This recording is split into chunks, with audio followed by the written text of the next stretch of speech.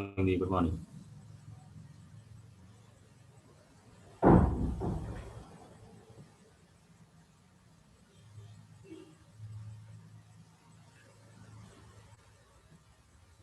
आज हम लोगों ने स्ट्रेट लाइन की रिवीजन करनी है। Yes sir.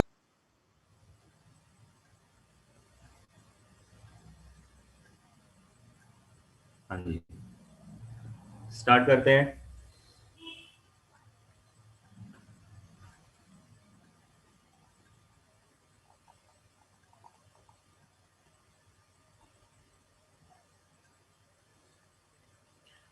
देखिए, स्ट्रेट लाइन में सबसे पहले तो हम लोग रेक्टेंगुलर कार्टेशियन सिस्टम के बारे में बात करते हैं, right. Rectangular Cartesian system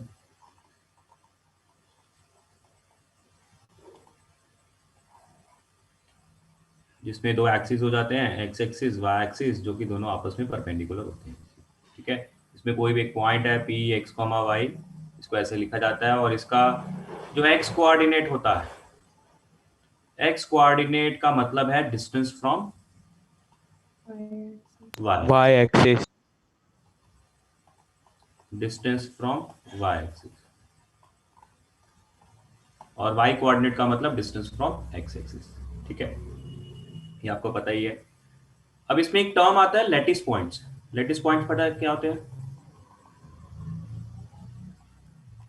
integral coordinates.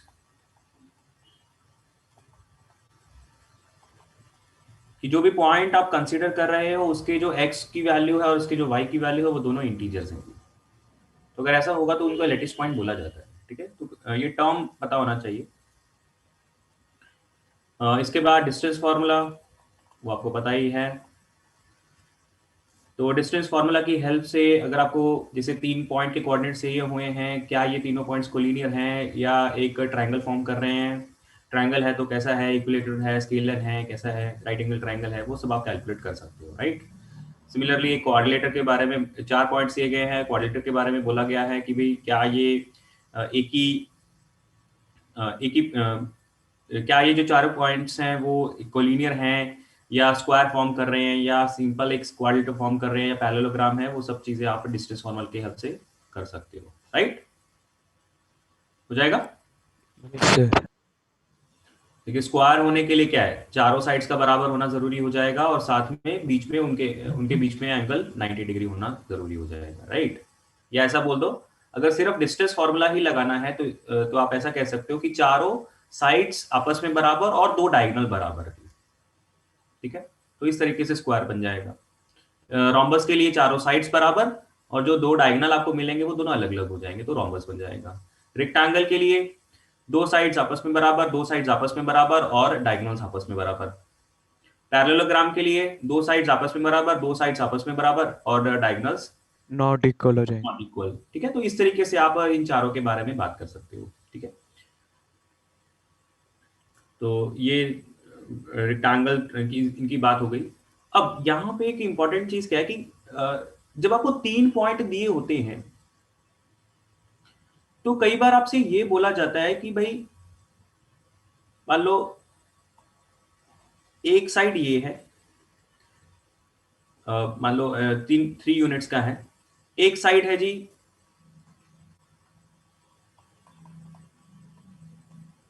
5 units का, साइड 2 है 5 यूनिट्स का। तो आपको बोला जाता है कि भी जो थर्ड साइड है उसकी मैक्सिमम लेंथ क्या हो सकती है, क्या होगी जी?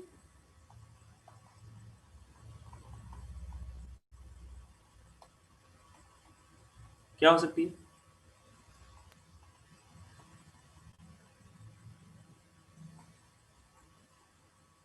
बताइए।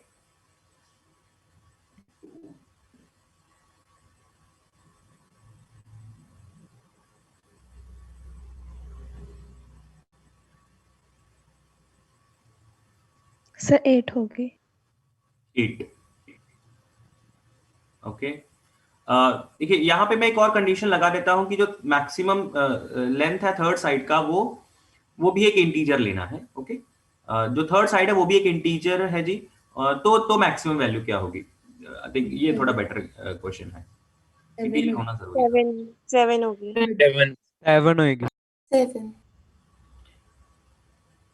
8 नहीं हो सकती, राइट? एग्जैक्टली 8 तो नहीं हो सकता, 8 से जस्ट छोटा Yes, जरूर sir. हो जाएगा। Yes, उसके sir. ऊपर 99 Yes, sir. सकते हो। लेकिन नॉर्मली क्वेश्चंस में ये कंडीशन भी दी गई होती है कि भी जो थर्ड साइड है वो भी एक इंटीग्रल है जी, तो फिर मैक्सिमम लेंथ कितनी हो सकती है थर्ड साइड की? तो कितनी हो जाएगी? 7 हो जाएगा, राइट? 7. Yes, sir. सबको क्लियर है Yes. ये तो चीज, है ना? Yes, sir. और मिनिमम मिनिमम कितना हो सकता है? वो भी इंटीजर, मतलब तीसरा साइड है वो भी इंटीजर है जी, तो मिनिमम कितना हो सकता है?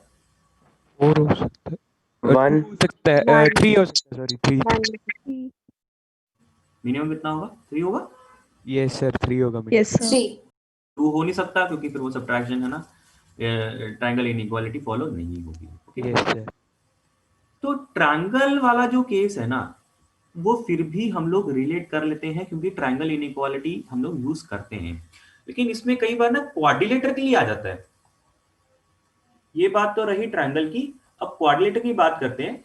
कई बार क्वाड्रिलेटर में आपने शायद कोई कभी एक क्वेश्चन देखा हो कि क्वाड्रिलेटर के साइड्स आपको दिए गए हैं 3, 7 एंड 9, और फिर आपको बोला गया है कि जो फोर्थ साइड है वो भी एक इंटीजर है।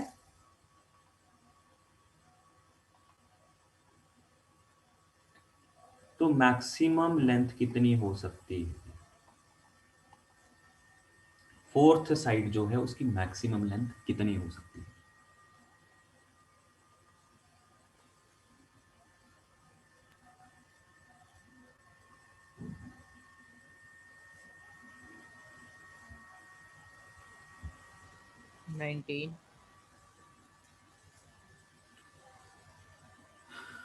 अगेन इंटीग्रल है तो इंटीग्रल तो कंडीशन चल ही रहा है। कितनी हो सकती है? 19. 19 हो सकती है। ओके,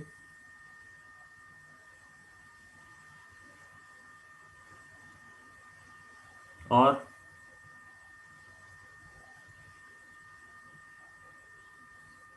प्रणव गलत है, रजत गलत है जी।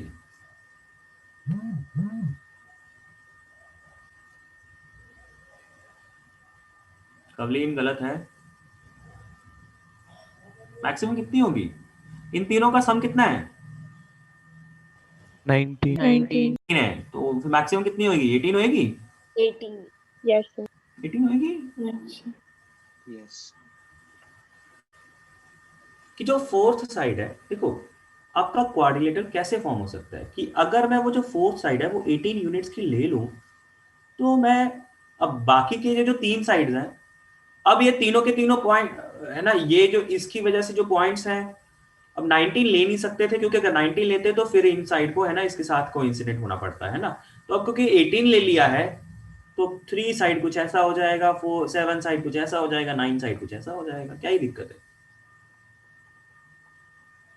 हमें हमें इस स्टार्टिंग पॉइंट से इस एंड वाले पॉइंट पे जाना है जी, तो इनके बीच का शॉर्टेस्ट डिस्टेंस तो ये 18 है, तो थोड़ा सा लंबा ही तो डिस्टेंस चाहिए हमें। 19 बोल, इनका तीनों का सम 19 है, तो फिर थोड़ा सा लंबा चाहिए, तो हम लोग क्या करेंगे? ऐसा थोड़ी कि भी बहुत ज्यादा खुला वाला क्वाड्रिलेटर बनाएंगे, पास पास वाला क्वाड्रिलेटर बना लेंगे। पॉसिबल तो है ही, है या नहीं है? हाँ जी सर।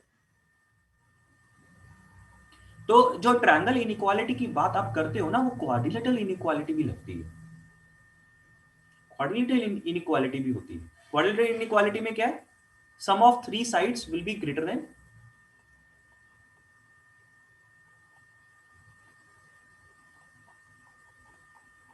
देखिए ये चीजें है ना बताने की जरूरत नहीं पड़ती है, ये है ना इन जनरल ऑटोमेटिकली वैलिड हो जाता है कि क्वाड्रिलेटरल इनइक्वालिटी में एक बात किया जाएगा कि भाई सम ऑफ 3 साइड्स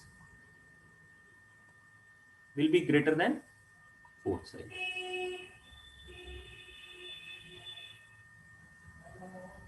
अब ये क्वाड्रिलेटर की बात है, अब अगर यहाँ पे 5 साइड्स आ जाए तो 5 साइड्स हो जाए तो क्या बोलेंगे? सर ये आती Yes, कैसे? sir. 4 sides greater than 5. बेटा आती कैसे, क्या क्या है? इस आप डायग्राम को देखो तो क्या, वेक्टर से रिलेट कर ट्रायंगल सकते हैं बना लेंगे डायगोनल से, कोई दो वेक्टर। तो क्या ये अगर आपको 3 साइड्स दी गई हैं 3, 7, 9, तो क्या फोर्थ साइड 19 या 19 से ज्यादा हो सकता है?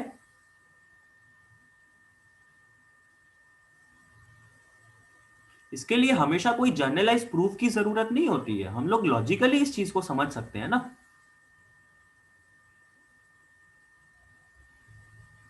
श्रेय, सर समझ नहीं आ रहा लॉजिकली।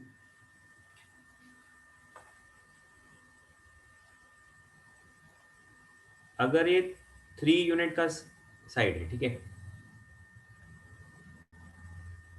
अब अगर मैं 7 यूनिट का एक और साइड बनाना चाहता हूं तो मैं इसके बिल्कुल साथ ऐसा तो नहीं बना सकता है ना, फिर तो क्वाड्रिलेटरल भी कैसे ही रहेगा, है ना, फिर वो तो थोड़ा सा टेढ़ा बना देता हूं। ओके ओके, बना लिया।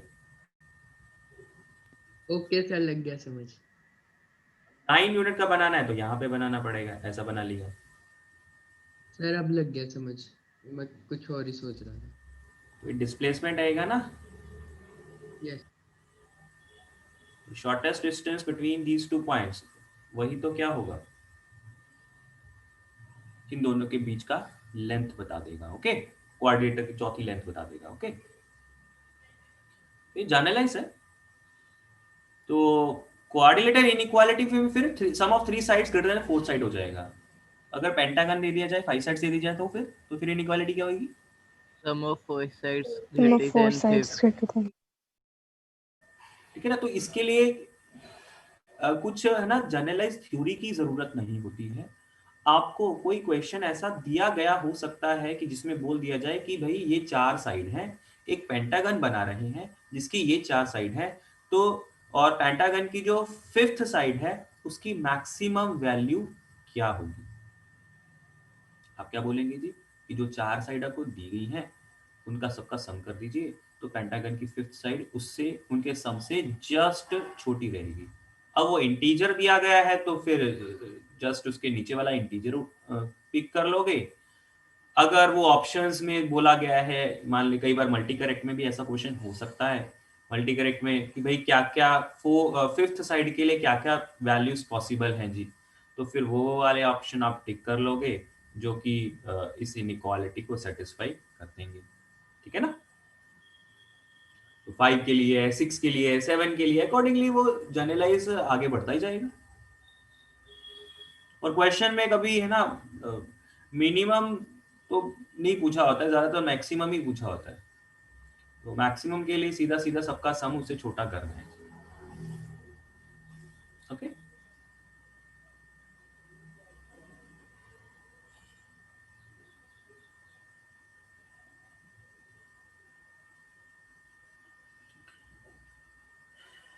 ओके बेटा, आगे चलते हैं।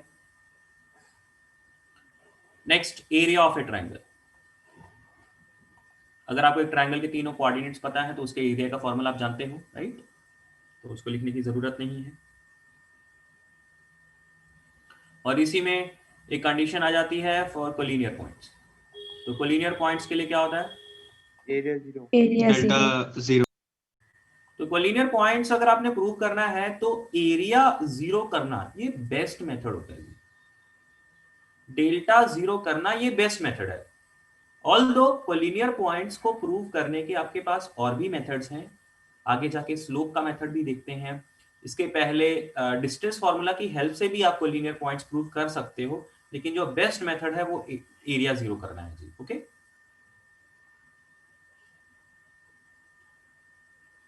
नेक्स्ट सेक्शन फार्मूला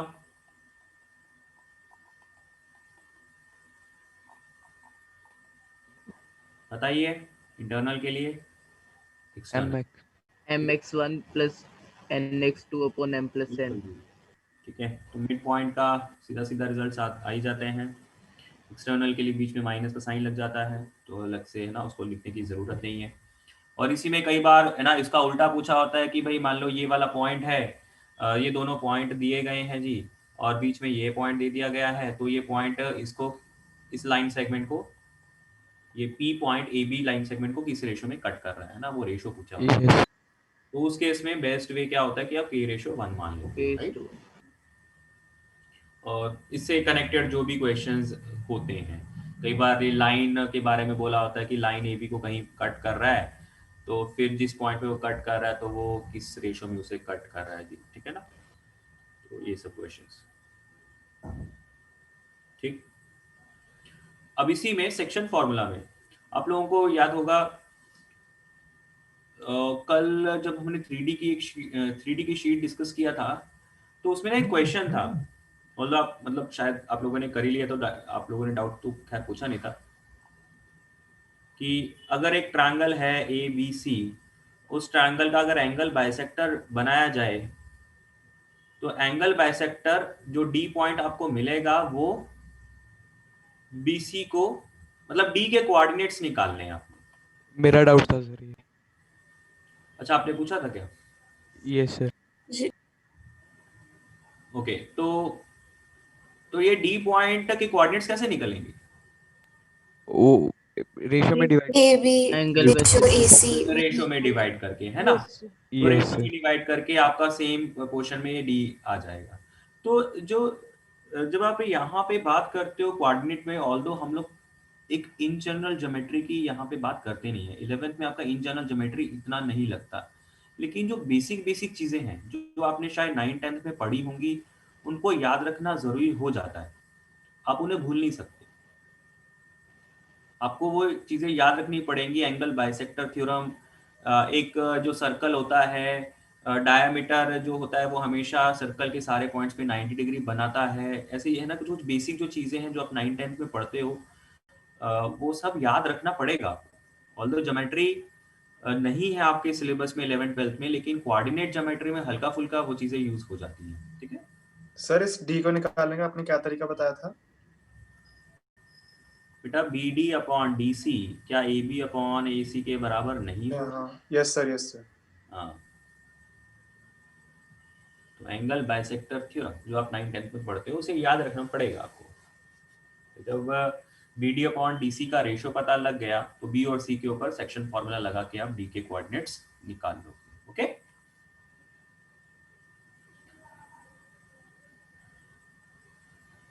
ठीक। तो इसमें कुछ एक दो इम्पोर्टेंट चीजें ये भी है।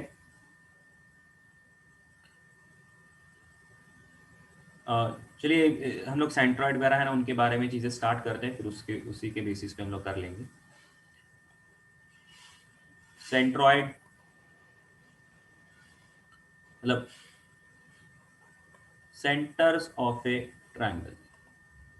एक ट्रायंगल के क्या क्या सेंटर्स होते हैं? जैसे सबसे पहला हम लोग सेंट्रॉइड के बारे में बात करते हैं, तो सेंट्रॉइड क्या होता है जी? Sum of Point of vertices intersection upon of 2. medians. देखिए अब ये इतनी कॉमन सी बात है, अब नहीं किसी को भूलना चाहिए, अब किसी को है ना ऐसा कंफ्यूजन नहीं होना चाहिए, मीडियंस को क्या बोलते हैं, ऑर्थो सेंटर क्या होता है, ये सब किसी को भूलना नहीं चाहिए। ऑर्थो सेंटर किसका point of view? altitude altitude से। और क्या होता है circum centre? In center. perpendicular bisector perpendicular bisector. और क्या होता है In इंसेंटर? center. angle bisector Angle bisector. Angle bisector. Excentric. Accentor भी होता है, Internal हम लोग जरूर पढ़ते हैं लेकिन ज्यादा थ्योरी इसके बारे में पढ़ते नहीं है, बट होता क्या है जैसे external angle External bisector. angle bisector. External angle bisector होता है, लेकिन सबका एक्सटर्नल एंगल नहीं होता। दो एक का का होता है। इंटरनल, दो दो का का एक्सटर्नल। internal एक एंगल बाइसेक्टर ऑफ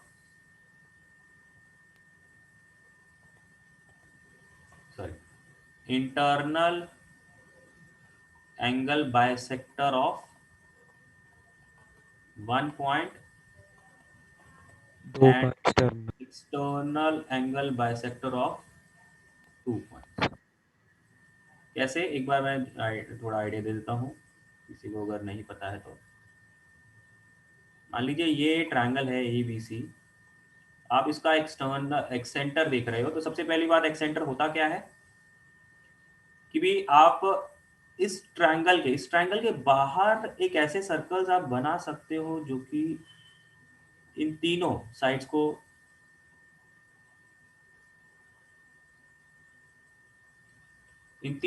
को टच कर जाए। जैसे इन सर्कल क्या होता है? इन सर्कल क्या होता है? ट्रायंगल के तीनों साइड्स को इंटरनली टच कर देते हैं। तो एक्स सर्कल क्या होगा, ट्रायंगल के तीनों साइड्स को एक्सटर्नली टच कर देगा, ठीक है ना। तो दिस इज एक्स सर्कल। तो इसका जो सेंटर होगा वो आपका एक्स सेंटर होगा। तो इस सर्कल के सेंटर को एक्स सेंटर बोला जाता है, ठीक है। तो अब ये जो एक्स सेंटर है ये आपको कैसे मिलेगा, ये सी और बी इनका तो एक्सटर्नल एंगल बाइसेक्टर होगा, लेकिन ए के इंटरनल एंगल बाइसेक्टर के ऊपर। Okay, yes sir. और ये प्रूव कैसे होता है कि भाई आप ये जो सेंटर होगा इससे इसके और परपेंडिकुलर, जब ये सर्कल इसको टच कर रहा है तो ये लाइन बीसी लाइन क्या हो गई, टेंजेंट हो गई, तो मतलब ये टेंजेंट। डिग्री होगा। और जहां पे इस पॉइंट को टच करेगा ये भी इसके साथ क्या हो जाएगा, परपेंडिकुलर हो जाएगा जी, ठीक है ना। तो अब कॉन्ग्रुएंट ट्रायंगल बना के हम लोग ये प्रूव कर लेते हैं कि भाई ये एंगल बाइसेक्टर होगा जी। ओके,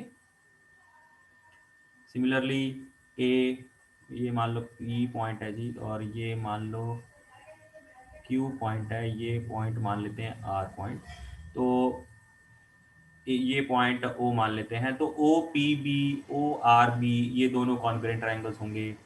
ओ Yes, Q sir. C, O R C ये कॉन्ग्रुएंट होंगे। O Q A, O P A ये दोनों कॉन्ग्रुएंट होंगे जी, ठीक है ना। इस तरीके से हम लोग इन्हें प्रूव कर लेते हैं कि एंगल बाइसेक्टर ही आपको मिलेंगे, ठीक। तो ये तो बात रही पांचों पॉइंट्स की। अब उनके कुछ कुछ फॉर्मूले देख लेते हैं जी। सेंट्रॉइड, मीडियंस का पॉइंट ऑफ इंटरसेक्शन तो है ही, इसके Sum Sum of coordinates vertices upon 2. x1 plus x2 plus x3 upon 3. y के लिए अकॉर्डिंगली आप लिख देते हैं, ठीक है। और इन सेंटर का फॉर्मूला भी आप जानते हो जी, ax1 plus bx bx2 plus Plus cx3 cx3 upon a plus b upon plus c. plus b plus c. y वाला भी आप लिख लोगे, ठीक है। अब जब x सेंटर की बात आती है ना, माइनस लग जाता है। माइनस लग जाता है। माइनस लग जाता है तो एक है सबसे पहली बात ये है कि इसका एक एक्स सेंटर नहीं होता। एक्स सेंटर एक इस तरफ आएगा, एक इस तरफ सर्कल बन सकता है, और एक इस तरफ बन सकता है। तो एक्चुअल में 3 एक्स सेंटर होते हैं। ये इन जिसके एक्स सामने सेंटर बनाना कैसे है बोला जाता है, मतलब एक ये जो पहला वाला एक्स सेंटर मैंने यहाँ पे बनाया है ये ऑपोजिट ऑफ ए बोला जाता है। ये जो दूसरा बना रहा हूं तो ये ऑपोजिट ऑफ बी बोला जाएगा। ये जो है ये तीसरा जो है ये अपोजिट ऑफ सी बोला जाएगा, ठीक है ना। तो ऑपोजिट के बेसिस पे हम लोग याद रखते हैं। तो जो ए के अपोजिट है जी, जो ए के अपोजिट है उसका कोऑर्डिनेट्स निकालने के लिए आप क्या करते हो, ए वाले में माइनस का साइन रख देते हो, बाकी दोनों में प्लस का साइन रख देते हो।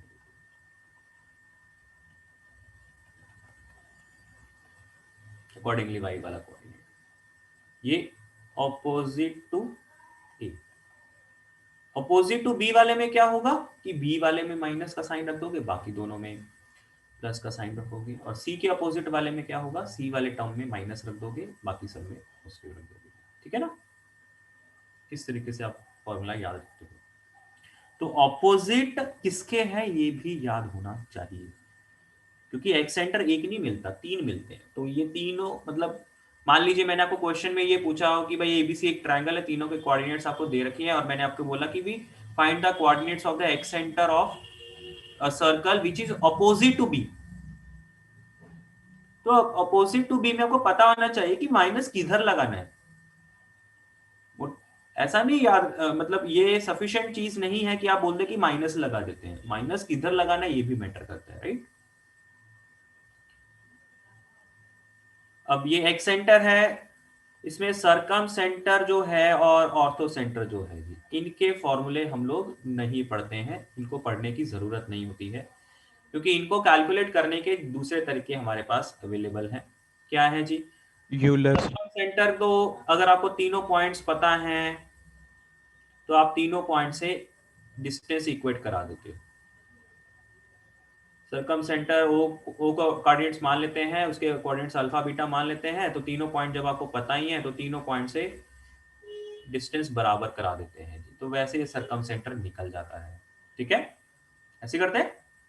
Yes sir. Yes. Yes, sir. Yes और ऑर्थो सेंटर निकालने के लिए बेस्ट वे क्या होता है? अगर आपको सर्कम सर्कल पता लग गया है, सेंट्रॉइड पता लग गया है जी, Euler's line. Euler's line. H G upon G 2/1, 1. ये वाला मेथड जो है जिसमें एच ऑर्थो सेंटर होता है, जी सेंट्रॉइड होता है जी, ओ सर्कम सेंटर होता है। तो ये वाला फॉर्मूला इंपॉर्टेंट है ऑर्थो सेंटर निकालने के लिए। सर्कम सेंटर ऑर्थो सेंटर के फॉर्मूले तो होते हैं, लेकिन वो एंगल के टर्म्स में होते हैं, अल्टीमेटली वो लंबा ही जाता है, इसलिए वो पढ़ने की जरूरत नहीं पड़ती है। मतलब उनको है ना, अगर आप कर भी लोगे तो कोई फायदा नहीं है, कहीं यूज नहीं होगा। अब इसमें कुछ स्पेशल केसेस आ जाते हैं जी। स्पेशल केसेस में पहला केस क्या है जी? Right angle triangle. Right angle triangle के केस में क्या होता है? इस पे 90 डिग्री होता है, Ortho वही center. ऑर्थो सेंटर हो ऑर्थो जाता है। Centre Yes, sir. हाइपोटेन्यूज का मिड वो क्या होता है? हाइपोटेन्यूज का मिड Hypotenuse का हाइपोटेन्यूज midpoint. पॉइंट हो जाता है ये, हाइपोटेन्यूज, ये पता है आप लोगों को। ऑर्थो सेंटर क्या होता है? जिस पे 90 डिग्री है। 90 degree vertex. Vertex of 90 degree, जिस पॉइंट पे 90 डिग्री एंगल बन रहा है ट्रायंगल का, उसी का वही पॉइंट ऑर्थो सेंटर होता है। ठीक है, अब इसमें एक दो बेसिक चीजें हम लोग देख लेते हैं, एक दो है ना इंपॉर्टेंट से रिजल्ट देख लेते हैं। सर, हाँ जी, जो ऊपर वो सर्कम सेंटर ऑर्थो सेंटर वाला वो 3D में भी एप्लीकेबल है ना? एच जी वाला। Yes sir.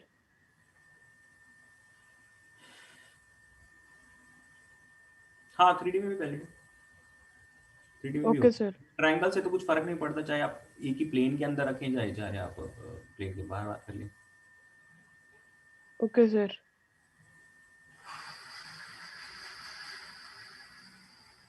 तो ये सर्कम सेंटर और ऑर्थो सेंटर के लिए इंपॉर्टेंट चीज है। सेंट्रॉइड के लिए हमारे पास फॉर्मूला ही होता है, इंड सेंटर के लिए फॉर्मूला ही होता है, तो फिर उनको है ना पढ़ने की जरूरत नहीं पड़ती है राइट एंगल ट्रायंगल में। तो ये दो इंपॉर्टेंट चीजें हैं जी। सेकेंड जो इंपॉर्टेंट केस है that is equilateral triangle. Equilateral triangle के बारे में आपको सब पता ही है कि भाई सारे point same. All All points points are coincide. कौन से, ठीक है। तो ये बात पता होनी चाहिए, क्योंकि कई बार ना क्वेश्चन आपको क्या दिया होता है, आपको क्वेश्चन में मेंशन नहीं होगा कि वो इक्विलेटरल ट्रायंगल है, लेकिन आपको वैल्यूज ऐसी दी गई होंगी कि आप उस वैल्यूज को चेक करके, मतलब जो भी है डिस्टेंस वगैरह लगा के है ना, ये ऑब्जर्व कर ले कि भाई ये इक्विलेटरल ट्रायंगल है।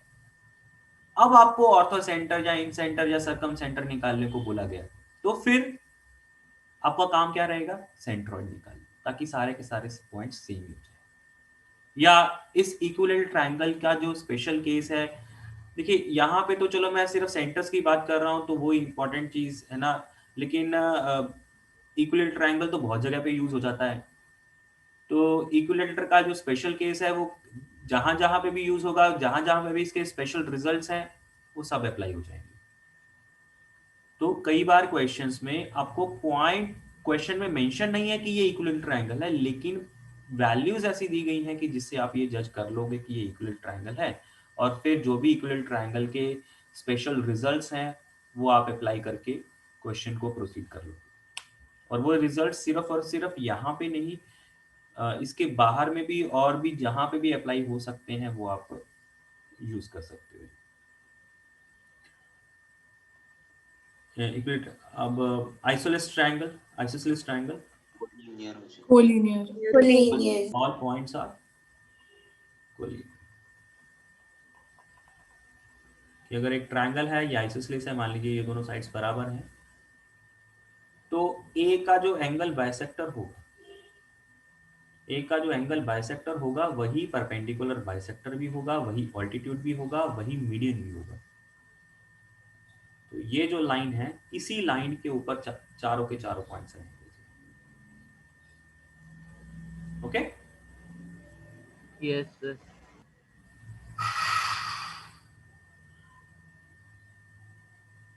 ठीक।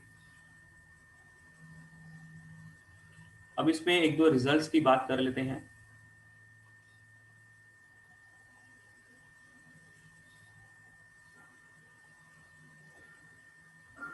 अगर ए बी सी एक ट्रायंगल है, इसका ऑर्थो सेंटर आपने बना लिया है, इसका ऑर्थो सेंटर एच है, तो एच बी सी ट्रायंगल का ऑर्थो सेंटर क्या होगा? ए हो जाएगा। ये होगा। तो मान लीजिए टोटल 4 पॉइंट है in triangle A B C, H is the orthocentre. Therefore, ortho center of triangle HBC, triangle HCA and triangle HAB will be, क्या होगा? HBC ट्रायंगल का ऑर्थो सेंटर क्या होगा? ए पॉइंट होगा जी। HCA इस triangle का orthocentre क्या होगा? B point. बी। और HAB ट्रायंगल का ऑर्थो सेंटर क्या होगा? C point. तो इन शॉर्ट एक ट्रायंगल में 4 पॉइंट है जी, एक तो ट्रायंगल के तीनों वर्टिसेस और चौथा ऑर्थो सेंटर। इन 4 पॉइंट्स में से आप कोई भी 3 पॉइंट सिलेक्ट करके ट्रायंगल फॉर्म कर लें, तो जो बचा हुआ चौथा पॉइंट होगा वो ऑटोमेटिकली उसका ऑर्थो सेंटर ही होगा। ठीक, याद रहेगा ये चीज?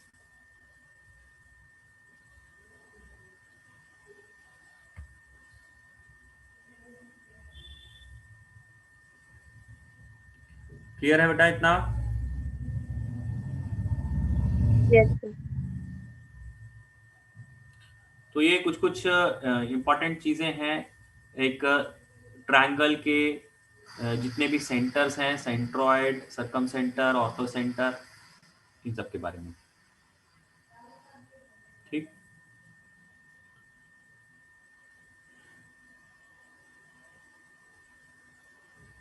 अब आगे चलते हैं।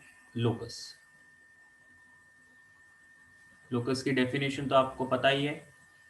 लोकस के क्वेश्चंस तो हर जगह पे यूज होते ही रहते हैं कि आप एक कर्व निकाल रहे हो और उस कर्व, वो एक कर्व ऐसा है जो कि गिवन कंडीशंस को सेटिस्फाई कर रहा है। जो भी क्वेश्चन है, जिस क्वेश्चन में भी आपको किसी पर्टिकुलर पॉइंट का लोकस निकालने को बोला गया है, तो उसका मतलब क्या है कि आप उस पॉइंट, वो पॉइंट जहां जहां पे जा सकता है उस पॉइंट का पाथ कैलकुलेट कर रहे हो। तो उस पॉइंट का पाथ कोई भी एक इक्वेशन बन के आएगा, आप उस इक्वेशन को कैलकुलेट करना चाह रहे हो, तो वो इक्वेशन क्या होगी? जो भी कंडीशंस आपको दी गई हैं उसके पाथ के लिए आप उन कंडीशंस को अप्लाई करके आप वो इक्वेशन निकालेंगे जी, राइट। तो लोकस के क्वेश्चन को जनरलाइज तो है नहीं, फिक्स तो है नहीं, डिपेंडिंग अपॉन क्वेश्चन आपको अलग अलग लोकस मिल जाते हैं। परपेंडिकुलर बाइसेक्टर मिल सकता है, सर्कल मिल सकता है, एलिप्स मिल सकता है ना, और भी बहुत सारी चीजें मिल सकती हैं।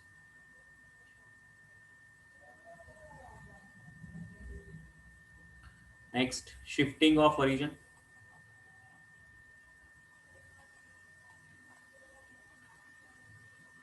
अगर ये ओरिजिनल कार्टेशियन सिस्टम है और एक नया कार्टेशियन सिस्टम आप ले रहे हो जिसमें आपने सिर्फ इतना किया है कि आपने इसका ओरिजिन शिफ्ट कर दिया है h, के,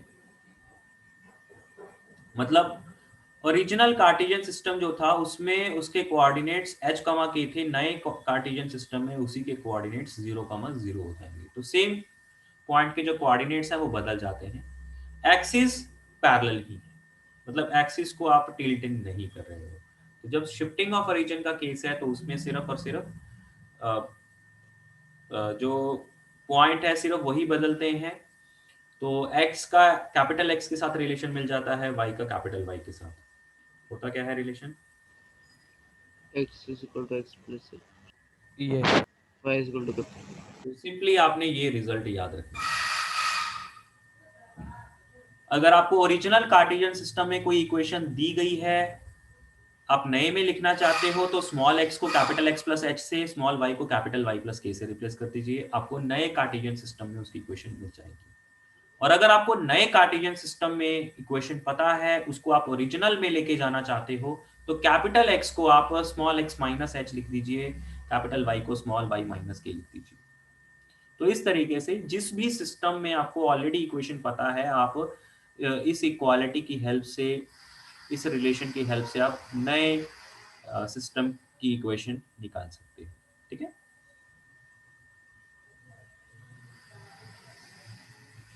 नेक्स्ट है बेटा rotation of axis.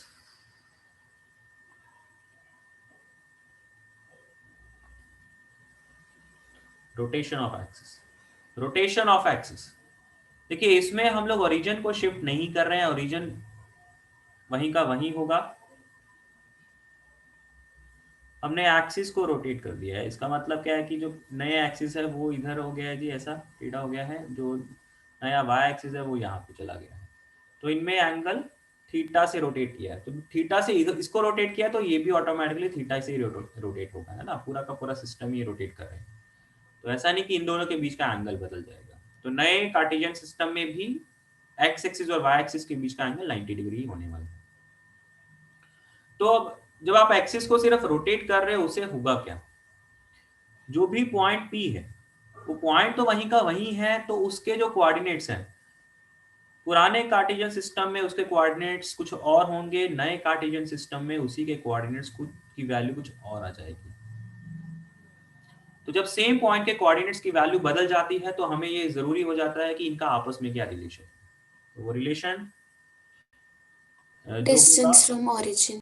X cos theta ये table cos Cos theta theta sin plus theta. y y sin theta. sin theta Sin theta. minus sin minus sin theta theta cos theta. cos theta।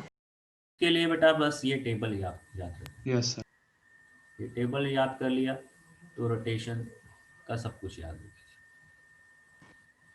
तो rotation के लिए यही important चीज है। अब इस table को याद रखेंगे तो भाई उससे स्मॉल एक्स स्मॉल वाई तो आप बना ही लेंगे। स्मॉल एक्स किसके बराबर कि भाई X cos x cos theta minus minus y। मतलब इन दोनों को आपस में मल्टीप्लाई करो, इन दोनों को आपस में मल्टीप्लाई करके स्मॉल एक्स की वैल्यू लिख दो। तो टेबल को याद रखिए और टेबल से आप इक्वेशन कैसे बनाएंगे वो याद रखना पड़ेगा। वो तो खैर इक्वेशन बनाना तो याद रहता ही है, मेन चीज तो टेबल याद रखना है। तो स्मॉल एक्स को जब आप कैपिटल एक्स कैपिटल वाई में लिख सकते हो तो इसका मतलब अगर आपको कोई इक्वेशन पुराने कार्टेशियन सिस्टम में दी गई है, आप उसे नए कार्टेशियन सिस्टम में लिखना चाहते हो तो स्मॉल एक्स को इससे रिप्लेस करना पड़ेगा, स्मॉल वाई को भी इस टेबल की हेल्प से आप लिख लोगे, तो स्मॉल एक्स को भी आप कैपिटल एक्स कैपिटल वाई के टर्म्स में लिख लोगे। तो अगर पुराने कार्टेशियन में इक्वेशन दी है तो नए में लिखा जा सकता है, नए में दिया है तो यहीं पे आप कैपिटल एक्स को स्मॉल वाई में लिख सकते हो इसी टेबल की हेल्प से। तो अब कैपिटल एक्स को स्मॉल वाई में लिख दीजिए, तो नए कार्टेशियन सिस्टम में अगर कोई इक्वेशन दी गई है तो पुराने में कन्वर्ट हो जाएगी। ठीक है, तो मेन जो चीज शिफ्टिंग ऑफ रीजन और रोटेशन एक्सिस में रहता है वो जस्ट ये रहता है कि भी पुराने कार्टेशियन सिस्टम को नए में कैसे बदला जाएगा, नए को पुराने में कैसे बदला जाएगा। तो उसके लिए ये रिलेशंस याद रखना।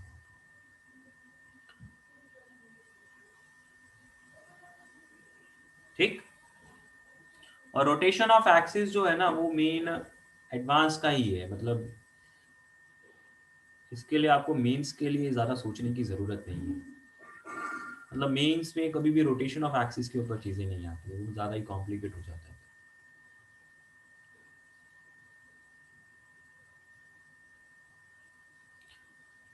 तो ये बेसिक चीजें हैं जी रेक्टेंगुलर कार्टेशियन सिस्टम की। अब बात करेंगे हम लोग स्ट्रेट लाइंस की।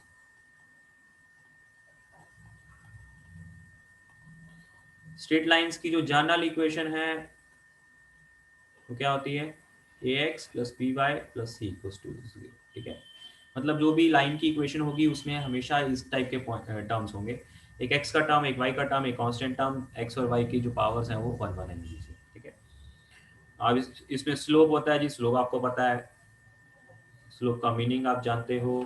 स्लोप अगर आपको एक्स एक्सिस के साथ एंगल दिया है, आप tan थीटा निकाल के आप उसका स्लोप निकाल सकते हो। 2 पॉइंट दिए गए हैं तो दोनों पॉइंट की हेल्प से आप स्लोप निकाल सकते हो, राइट। Yes sir. तो ये स्लोप के बारे में बेसिक चीजें आपको पता ही हैं। कोई दो लाइंस को पैरेलल प्रूव करना है तो उनके स्लोप्स को बराबर प्रूव कर देंगे। कोई दो लाइंस को परपेंडिकुलर प्रूव करना है तो दोनों स्लोप्स का प्रोडक्ट -1 प्रूव कर देंगे। Angle between two lines Tan theta. Tan theta = tan 10 mod of mod of mod of M1 plus m2 minus m1 divided 1 plus 1 plus m1 m. इस फॉर्मूले की हेल्प से आप दो लाइंस के बीच का एंगल निकाल लोगे जी। अब इसमें मॉड लगाया है, इससे आपको हमेशा जो tan थीटा वो पॉजिटिव मिलेगा, तो जो थीटा है वो हमेशा एक एक्यूट एंगल है। acute acute angle angle. है। और दो लाइंस के बीच में जैसे आप जानते हो कि हमेशा दो एंगल्स बन के आते हैं, एक एक्यूट बन के आता है और एक ऑब्ट्यूज बन के। obtuse तो मॉड की हेल्प से आपको हमेशा एक्यूट जब मिल ही जाएगा तो ऑब्ट्यूज क्या है, 180 में से उसका सबट्रैक्ट करके आपको Pi minus theta. yes sir. Right. तो पैरेलल लाइंस, परपेंडिकुलर लाइंस, ये सब आप कर सकते हो जी। कोलिनियर स्लोप की हेल्प से कोलिनियर भी प्रूव हो जाएगा। Yes, sir. yes yes sir points को कोलिनियर प्रूव करना है तो उन दो पॉइंट्स को लेके आप उनके स्लोप को इक्वेट करा दोगे। ठीक। अब इसमें जो लाइन है, जो भी लाइन होती है उसका एक्स, वो एक्स एक्सिस को कहीं ना कहीं कट करता है, वाई एक्सिस को कहीं ना कहीं कट करता है, तो उनको क्या बोला जाता है, इंटरसेप्ट। intercept Intercept. तो एक्स इंटरसेप्ट निकालने के लिए क्या करते हैं जी, y को y 0 को put 0 करते हैं पुट equation कर में। दो और एक्स निकल जाता है, तो एक्स इंटरसेप्ट आ जाता है। वाई इंटरसेप्ट निकालने के लिए क्या करना पड़ता है, x को 0 x x को को 0 0 लिख देते हैं। लाइन की इक्वेशन में एक्स को 0 पुट करके वाई निकालना पड़ता है जी। ठीक है ना।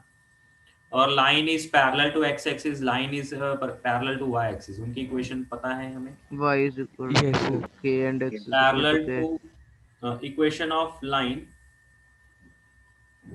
पैरेलल टू एक्स एक्सिस क्या होगा, y is y equal to equals k. to Pi k equals to cos. y equals to k, parallel to y axis में क्या होगा, x x is equal to x k. equals to next आता है different forms of equation of a line.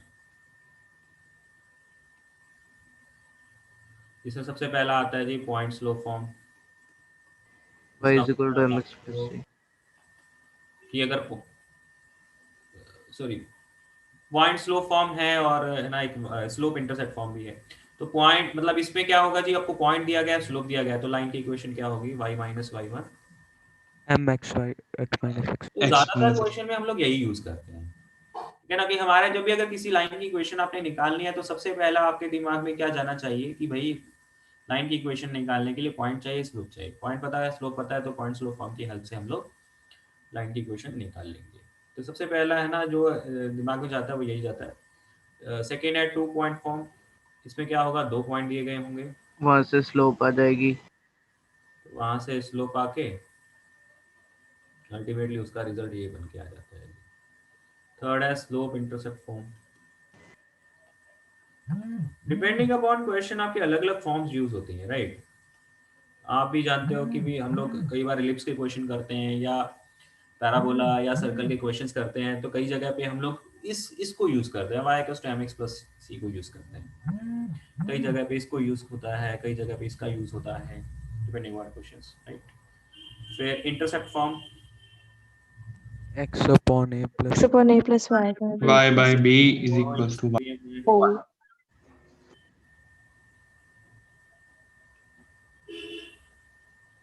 Normal form, normal form, x cos alpha plus y sin alpha equals to p.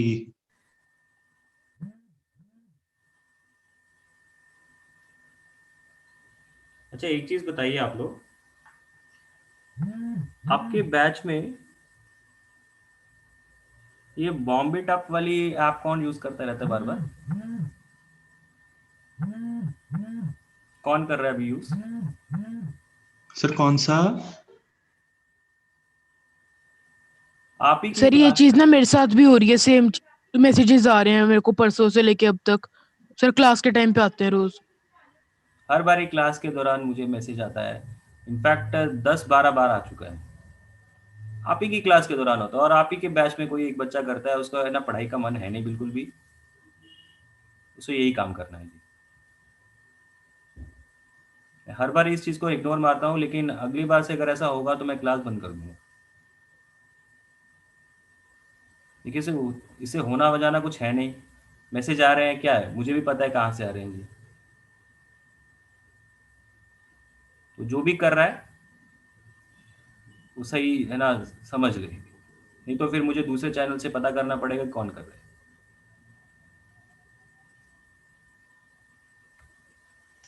Sir ये vibration उसकी ही आ रही थी? बिल्कुल, आप लोगों को भी पता होगा कि भाई है ना क्या ऐप है, कैसे है। जैसे 50-60 मैसेज एक साथ आ जाते हैं, उसमें ओटीपी आता रहता है। Yes sir. तो आप लोगों के साथ भी हो रहा है क्या ऐसा? शिवम तो कह सर रहा है। मेरे साथ तो हो रहा है सर। मैंने स्क्रीन शेयरिंग करी थी केमिस्ट्री की क्लास में सर, तब से लेके अब तक ना हर केमिस्ट्री की क्लास में हो रहा है मेरे साथ ये चीज। तो किसी आप ही के बैच में किसी बच्चे का पढ़ने का मन नहीं है? सर मैंने तो अपना फोन प्रोटेक्शन लिस्ट में लगा लिया, अब नहीं आते मैसेजेस फिर उससे। चलिए,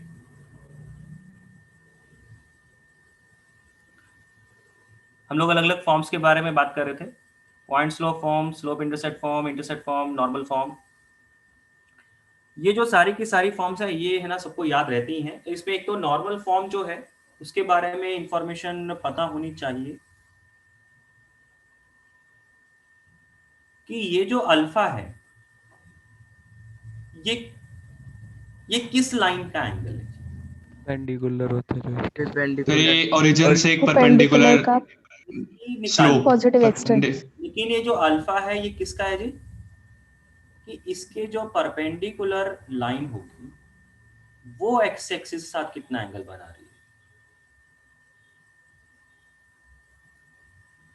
वो एक्स एक्सिस के साथ कितना एंगल बना रही है। तो एंगल अल्फा उसका लिया जाएगा। तो यहाँ पे हम लोग ये गलती कर बैठते हैं कि भाई जो अल्फा एंगल है वो शायद लाइन का ही होगा। अगर हम लोग इस चीज को ध्यान से ना पढ़ें, ध्यान से ना याद रखें, और हम लोग फॉर्मूला तो याद रख लेते हैं x cos alpha plus y sin alpha equals to p, लेकिन वो अल्फा लगाना कैसे है? क्वेश्चन में मान लो आपको ये दे दिया जाए कि भाई लाइन जो है वो x एक्सिस के साथ अल्फा एंगल बना रही है और फिर लाइन की इक्वेशन लिखें, तो हम लोग जल्दबाजी में इसी को ऐसे ही लिख देंगे, बट वहां पे वो अल्फा अल्फा नहीं रहेंगे। ठीक है ना? तो ये चीज पता होनी चाहिए कि ये जो अल्फा है ये बेसिकली एंगल है जो कि इस लाइन के ऊपर, ओरिजिन से अगर मैं परपेंडिकुलर ड्रॉप करता हूं इस लाइन के ऊपर, वो एक्स एक्सिस के साथ कितना एंगल बना रही है, वो एंगल अल्फा है यहाँ पे। ठीक है ना? एंड पी ओरिजिन का इससे परपेंडिकुलर डिस्टेंस। ठीक है? और इन सब में जो एक और इंपॉर्टेंट फॉर्म होती है दैट इज डिस्टेंस फॉर्म, जिसको हम लोग पैरामीट्रिक फॉर्म भी बोलते हैं। जब हम लोग ये चैप्टर पढ़ते हैं तब हमें सबसे ज्यादा टफ यही वाली फॉर्म लगती है, लेकिन बहुत सारे क्वेश्चंस में ये डिस्टेंस फॉर्म की हेल्प से क्वेश्चन होते हैं। Yes sir. इसको भूलना नहीं है। x minus x1 upon cos theta, y minus y1 upon sin theta equals to r। R. और यहाँ पे ये r पॉजिटिव भी हो सकता है, नेगेटिव भी हो सकता है।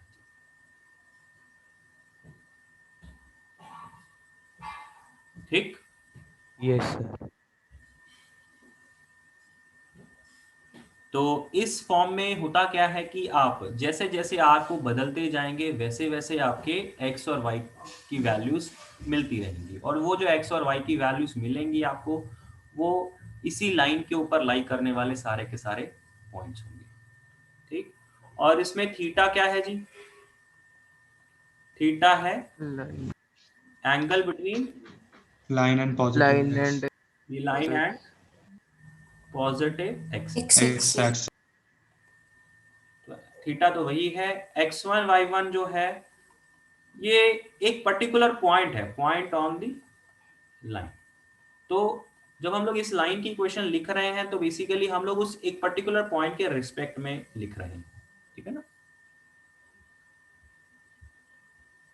तो ये जो फॉर्म है, इस फॉर्म का ना एडवांटेज क्या है कि इस फॉर्म की हेल्प से हमें डिस्टेंस का पता लग जाता है कि अगर मुझे एक पर्टिकुलर पॉइंट इस लाइन के ऊपर दे दिया जाए और फिर आगे बोला जाए कि भाई मुझे इतने डिस्टेंस पे इस लाइन के ऊपर इतने डिस्टेंस चलना है और फिर इतने डिस्टेंस चल के मुझे एक पॉइंट कैलकुलेट करना है। तो यहाँ पे जो r है वो डिस्टेंस वो डिस्टेंस ही है जी, डिस्टेंस ही है कि जो गिवन पॉइंट x1 y1 है उससे कितने डिस्टेंस, उससे अगर आप r डिस्टेंस उस लाइन के ऊपर चलते हो तो आपको पॉइंट मिल जाएगा। अब क्वेश्चन में जब आपको दिया गया था कि भी 4 यूनिट्स आपने चल के वो पॉइंट निकालना है, तो अब r क्योंकि पॉजिटिव भी हो सकता है नेगेटिव भी हो सकता है, डिस्टेंस कभी नेगेटिव नहीं होता, तो फिर आपको क्या है r की दोनों वैल्यूज लेके कैलकुलेशन करनी पड़ती है, ठीक है ना। तो वो चीज तो आप समझते हो कि अगर मैंने आपको बोला कि भी एक गिवन पॉइंट है उससे 4 यूनिट डिस्टेंस पे एक पॉइंट निकालिए, तो r 4 भी लेना पड़ेगा, r को -4 भी लेना पड़ेगा, क्योंकि वो -4 का ऑटोमेटिक मीनिंग होगा कि दूसरी डायरेक्शन का पॉइंट आपको चाहिए, राइट, ठीक है ना। तो और इसमें कई बार आपको बोला जाता है कि एक लाइन है, एक लाइन से एक पर्टिकुलर डायरेक्शन में कुछ यूनिट चल रहे हैं या ना, उसके डिस्टेंस के आपस में कुछ रिलेशन दिए गए हैं, एक लाइन के कुछ डिस्टेंस के रिलेशंस दिए गए हैं, उन क्वेश्चंस में इसका है ना इस फॉर्म का यूज होता है। जैसे कि एक क्वेश्चन है, ये आईआईटी में आया हुआ क्वेश्चन है,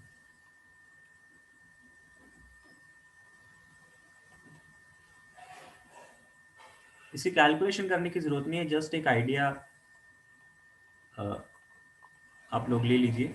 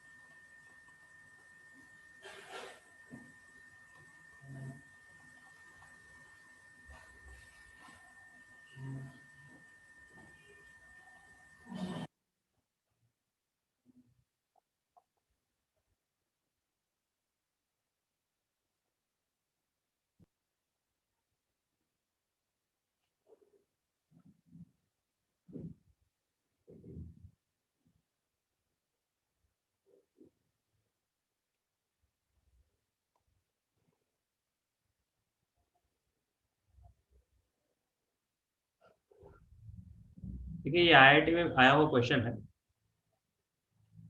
इसमें आपको एक लाइन की इक्वेशन निकालनी है जिसके लिए कोई पॉइंट तो दिया ही गया है। A line through A point meets these three lines at BCD point, find the equation of the line। तो आप इतना तो समझ रहे हो कि पॉइंट तो दिया गया है, तो लाइन की इक्वेशन निकालने के लिए हमें क्या क्या चीजें चाहिए होती है, पॉइंट चाहिए होता है, स्लोप चाहिए होता है। तो अल्टीमेटली हमारा टारगेट यहाँ पे ये है कि इस लाइन की समाओ हमें स्लोप पता लग जाए तो हम लोग लाइन की इक्वेशन निकाल लें, राइट।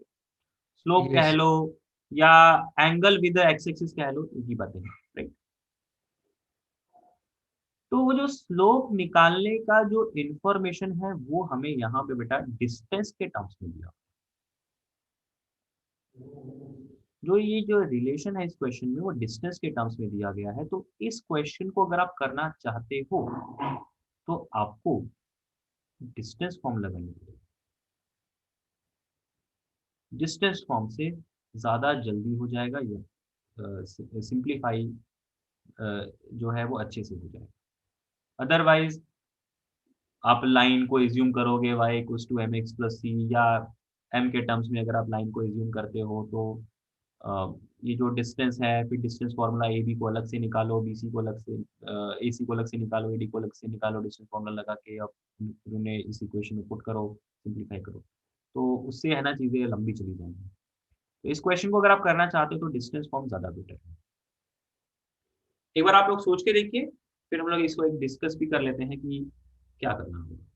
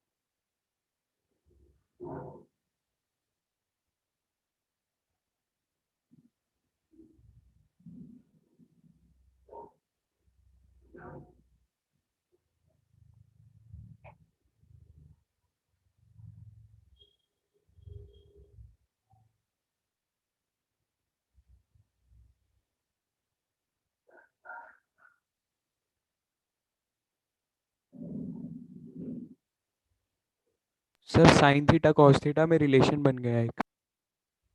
ओके, बिल्कुल ठीक है जी। जो भी वो रिलेशन आएगा वो अल्टीमेटली वो क्या है, थीटा तो स्लोप ही देगा, tan थीटा निकाल लेंगे।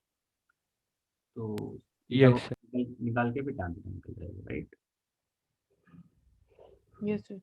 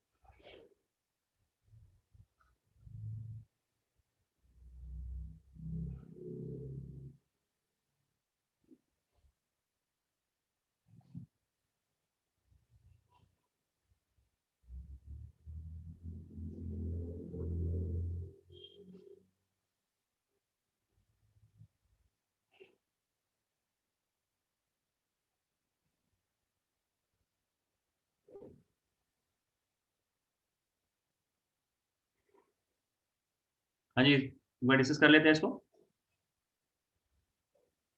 ये कैलकुलेशन आप लोग कर लेंगे, अदरवाइज मैं जस्ट आपको आइडिया दे देता हूँ कि ये एक लाइन है, इस लाइन की इक्वेशन आपने निकालनी है, और ये 3 लाइन्स हैं जिनकी इक्वेशन आपको दे रखी है। ये फर्स्ट लाइन है जी, ये सेकंड लाइन है, ये कोई थर्ड लाइन है। इन तीनों की इक्वेशन आपको दे रखी है। आपको बोला गया है इस लाइन के ऊपर पॉइंट ए है, और ये लाइन ऐसा है कि भाई इसको फर्स्ट लाइन के साथ इंटरसेक्ट कराएं तो बी पॉइंट मिल रहा है, सेकंड के साथ इंटरसेक्ट कराएं तो सी, थर्ड के साथ इंटरसेक्ट कराएं तो डी पॉइंट मिल रहा है। अब आपको जो relation A B A C A D के बीच में दिया है, तो आप क्या करेंगे, आप ए बी डिस्टेंस को r1 मान लो, इसको r2 मान लो, इसको r3 मान लो, और साथ में ये मान लो कि भाई ये जो लाइन है ये एक्स एक्सिस के साथ थीटा एंगल बना रही है। तो अगर मैं इस लाइन के ऊपर डिस्टेंस फॉर्म लगा लूं, तो डिस्टेंस फॉर्म की हेल्प से मुझे बी पॉइंट इजीली मिल जाएगा। क्या होगा, x R1 minus 5 upon cos theta, y minus minus 4 upon sine theta equals to r1। r1 तो यहाँ से b मिल जाएगा। फिर सर आपने थीटा एंगल कौन सा लिया? ये जो लाइन है ये एक्स एक्सिस, मैंने यहाँ पे कोई एक्स एक्सिस वाई एक्सिस तो बनाया नहीं, तो एक्स एक्सिस वाई एक्सिस कुछ ना कुछ तो होगा ना, तो एक्स एक्सिस का थीटा एंगल बना रहा होगा। Yes sir. ठीक है ना, मैंने एक्स एक्सिस वाई एक्सिस तो शो नहीं कराया ना आपको। कुछ ऐसा हो सकता है, मान लीजिए एक्स एक्सिस है, this is x axis, this is y axis, हो सकता है कार्टेशियन। तो फॉर्मूला भी जो आप पढ़ते हो तो उसमें थीटा क्या क्या होता है, एंगल विद एक्स एक्सिस होता है ना। हाँ यस सर यस सर। तो इस लाइन का क्योंकि स्लोप चाहिए मतलब एक्स एक्सिस के साथ एंगल चाहिए, राइट, तो उसके साथ आप बोल सकते हो। तो बी पॉइंट भी मिल गया, इन्हीं दोनों को अगर R2 के बराबर कर लेंगे तो सी पॉइंट के कोऑर्डिनेट आ जाएंगे, इसी को R3 के बराबर कर लेंगे तो डी के कोऑर्डिनेट्स आ गए। तो जब बी के कोऑर्डिनेट्स आ गए तो पहली वाली इक्वेशन में पुट कर दो, सी के कोऑर्डिनेट्स आ गए वो दूसरे वाली लाइन की इक्वेशन में पुट कर दो, डी के कोऑर्डिनेट्स आ गए वो तीसरे वाली लाइन की इक्वेशन में पुट कर दो, तो वहां से आपको सिंपल टर्म्स में रिलेशंस मिल जाएंगे। ठीक है, तो उसको आप फर्दर आप सिंप्लीफाई करके देख सकते हो। तो बेसिकली फायदा क्या हुआ है कि भाई ये जो रिलेशन आपको दिए गए थे ना वो डिस्टेंस के टर्म्स में दिए गए थे। तो जब डिस्टेंस के टर्म्स में रिलेशन दिए होते हैं तब आपको जो डिस्टेंस फॉर्म है लाइन की वो ज्यादा हेल्प करती है। ओके,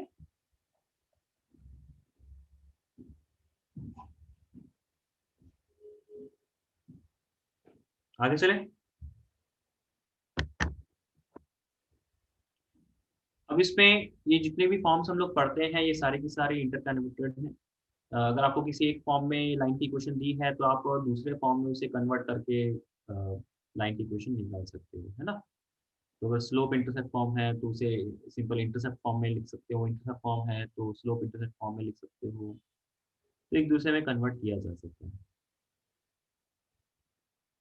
नेक्स्ट, दो लाइंस का पॉइंट ऑफ इंटरसेक्शन, तो आप जानते हो कैसे निकालना है जी।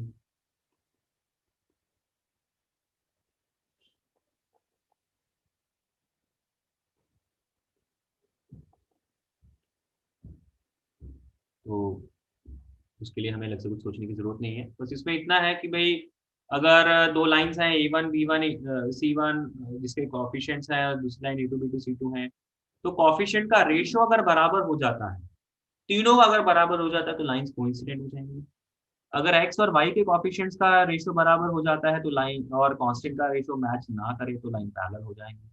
अगर x और y के कोएफिशिएंट का रेशियो बराबर ना हो तो फिर लाइन इंटरसेक्टिंग हो जाएंगी। तो ये बस एक इम्पोर्टेंट चीज है, पॉइंट कैसे निकालना है वो आपको आता ही है।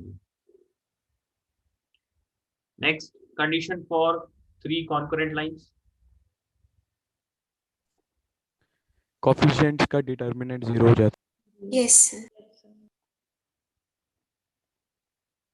देखिए ये जो चीज है ना ये थोड़ी इंपॉर्टेंट चीज है, कंडीशन फॉर 3 कॉन्करेंट लाइंस, इसके ऊपर क्वेश्चन कई बार होते हैं, ठीक है ना। तो उसके लिए ये चीज जरूरी है कि आप इसका मेथड याद रखें।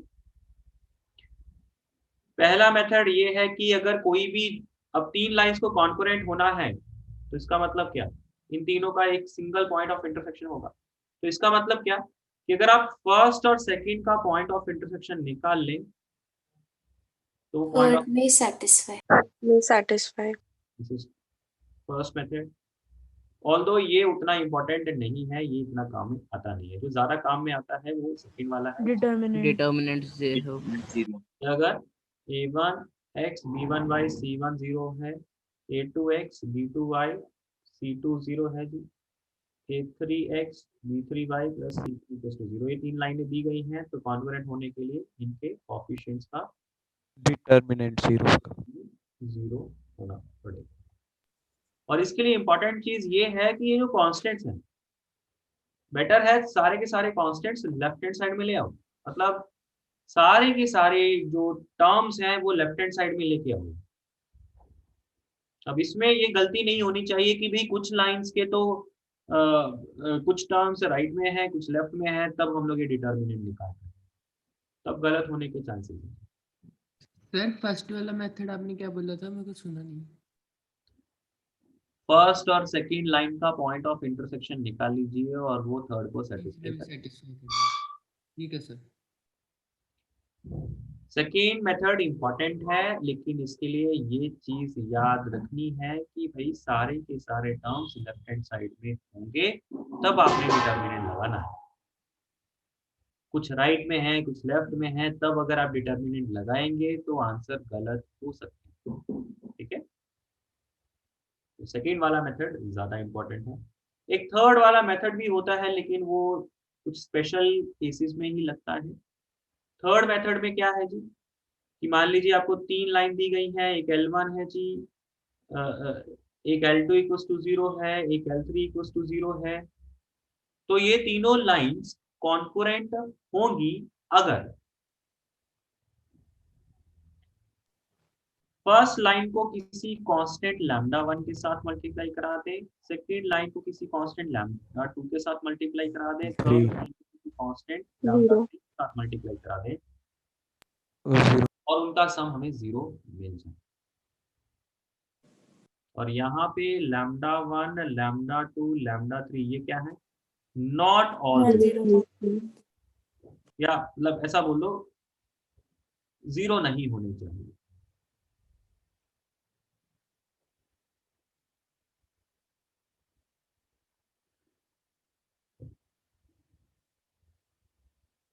ये 0 नहीं होने चाहिए। कहने का मतलब ये है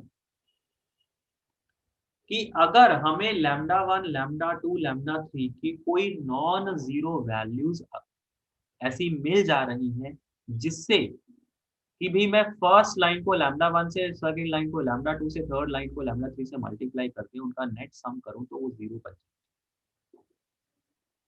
तो जब ये कुछ नॉन जीरो वैल्यूज के मल्टीप्लिकेशन से हमें नेट सम 0 मिल जाएगा तो हम लोग लाइंस को क्या बोल देंगे, कॉन्करेंट बोल देंगे। और ये कुछ लिमिटेड क्वेश्चंस में लगता है, जैसे मैंने आपको बोला, तो उसका एक एग्जांपल हम लोग देख सकते हैं कि मान लीजिए जो फर्स्ट लाइन है वो आपको दिया गया है a minus B X, b minus C Y, c minus A equals to 0। L2 है जी b minus C X, c minus A Y, a minus B equals to 0। L3 है जी c minus A X, a minus B Y and b minus C. तो अगर ये 3 lines दी गई हैं आपको और आपको ये प्रूव करना है या चेक करना है कि ये तीनों लाइंस कॉन्करेंट हैं या नहीं हैं, तो आप इस टाइप के क्वेश्चंस में फर्स्ट मेथड लगाएंगे तो भी लंबा जाएगा, सेकंड लगाएंगे तो भी लंबा जाएगा। ऐसे क्वेश्चंस में अगर आप थर्ड वाला मेथड लगा लेंगे तो वो बिना किसी कैलकुलेशन के जस्ट लॉजिकली आप रिलेट करके क्वेश्चन को जल्दी सॉल्व कर लेंगे। लॉजिक है क्या सर? वैसे ये डिटर्मिनेंट सिमेट्रिक लग रहा है, मतलब किया हुआ ये वाला फॉर्म डिटर्मिनेंट की हेल्प से भी हो जाएगा। मतलब ऐसा नहीं है कि डिटर्मिनेंट वाले मेथड से कुछ मतलब बहुत लंबा तो नहीं जाएगा, बट हाँ थोड़ा बहुत जा सकता है, ऐसे कह लो। तो जस्ट एक इस मेथड को समझ लो क्या है। और जैसे मैंने आपको बोला कुछ पर्टिकुलर टाइप के क्वेश्चंस में लगता है, तो उसमें क्या है कि आप फर्स्ट लाइन को अगर 1 से मल्टीप्लाई करें, सेकेंड लाइन को 1 से मल्टीप्लाई करें, थर्ड को भी 1 से मल्टीप्लाई करें, तो और इनका तीनों का सम कर दें तो नेट सम क्या आ जाएगा, 0 आ जाएगा। ये x का कोएफिशिएंट भी 0, y का कोएफिशिएंट भी 0, कांस्टेंट टर्म भी 0। तो हम ये देख पा रहे हैं कि भाई इन तीनों लाइंस को किसी नॉन जीरो वैल्यूज के मल्टीप्लिकेशन के बाद नेट सम करने से हमें 0 मिल रहा है। तो अगर ऐसा मिलेगा किसी नॉन जीरो वैल्यू के मल्टीप्लिकेशन करने से फिर नेट सम करने से अगर वो 0 मिलता है तो हम लोग क्या बोलेंगे, ये कॉन्करेंट। तो यहाँ पे आपको इसमें कुछ भी कैलकुलेशन करने की जरूरत नहीं थी। आप सीधा सीधा ये बोल सकते थे कि भी फर्स्ट को 1 से, सेकंड को 1 से, थर्ड को 1 से, मतलब तीनों को नॉन जीरो वैल्यूज के साथ मल्टीप्लाई किया गया है और उनका नेट सम 0 आ गया है, that means these are concurrent. Okay,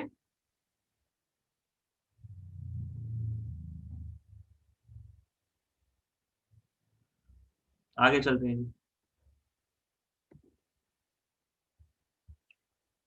next है, अगर आपको एक लाइन दी गई है और आपको एक लाइन उसके पैरेलल निकालनी है तो आप क्या करते हो कि सिर्फ कांस्टेंट को बदल देते हो। और अगर आपको उसके परपेंडिकुलर लाइन निकालनी है तो कोएफिशिएंट ऑफ x और कोएफिशिएंट ऑफ y को क्या रिप्लेस कर देते हो और बीच में माइनस का साइन लगा देते हो, right.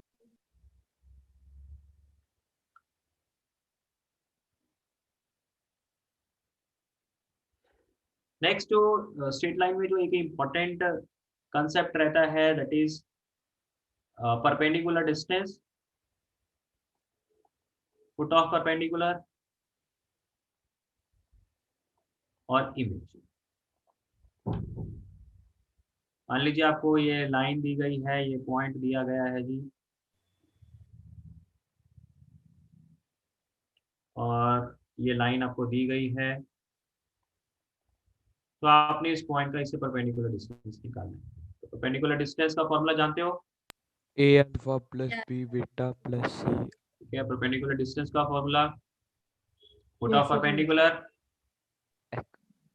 x minus X x1 by minus a plus equals to y minus y1 by b अगर h equals comma to- k माना जाएगा तो h minus alpha upon a k minus beta upon b है ना, उस type से आप बना लेते हैं। थर्ड Yes, है sir. जी इमेज का फॉर्मूला।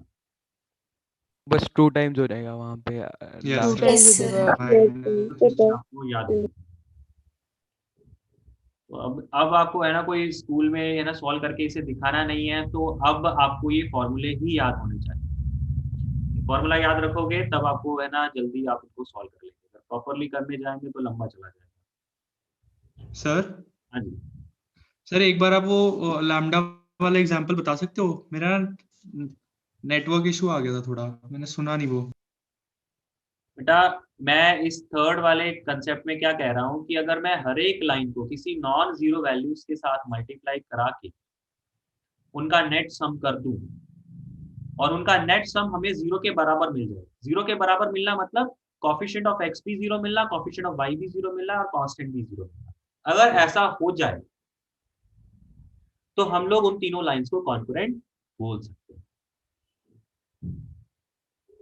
अगर तीनों लाइंस को नॉन जीरो वैल्यूज के साथ मल्टीप्लाई कराने के बाद उनका नेट सम जीरो मिल जाए तो वो तीनों लाइंस कॉन्करेंट होंगी। तो जैसे ये जो पर्टिकुलर एग्जांपल मैंने लिया है L1 L2 L3 वाला, उसमें आप देख रहे हो कि अगर मैं L1 को भी 1 से मल्टीप्लाई कराऊं, L2 को भी 1 से मल्टीप्लाई कराऊं, L3 को भी 1 से मल्टीप्लाई करा के और इनका नेट सम कर दूं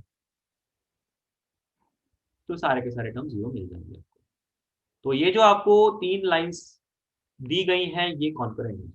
तो बिना किसी कैलकुलेशन के मैंने ये बता दिया कि ये तीनों लाइंस कॉन्करेंट है। Okay, yes sir. और ये जो थर्ड वाला मेथड है वो कुछ लिमिटेड क्वेश्चंस में ही लगता है। आप हर एक क्वेश्चन में आप ये वाला मेथड अब नहीं लगा पाएंगे, ठीक है ना। तो जैसे मैंने आपको बोला ज्यादा इंपॉर्टेंट तो आपका सेकंड वाला ये डिटर्मिनेंट वाला ये सबसे ज्यादा important. Okay, perpendicular distance, perpendicular image, ये तीनों के फॉर्मूले आपको पता होने चाहिए। अब इसमें इमेज का जो कंसेप्ट है वो इंपॉर्टेंट कंसेप्ट है जी। इसमें कुछ स्पेशल केसेस होते हैं, उनके बारे में बात कर लेते हैं। अगर मुझे एक्स एक्सिस के अबाउट इमेज निकालनी है, एक पी पॉइंट है जी alpha comma beta, X axis के अबाउट इमेज निकालनी है तो क्या मिलेगा? Alpha comma minus beta.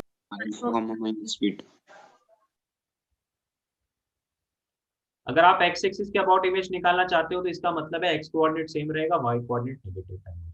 Y axis के अबाउट इमेज निकालना है तो minus alpha beta. P dash हो जाएगा minus alpha comma beta.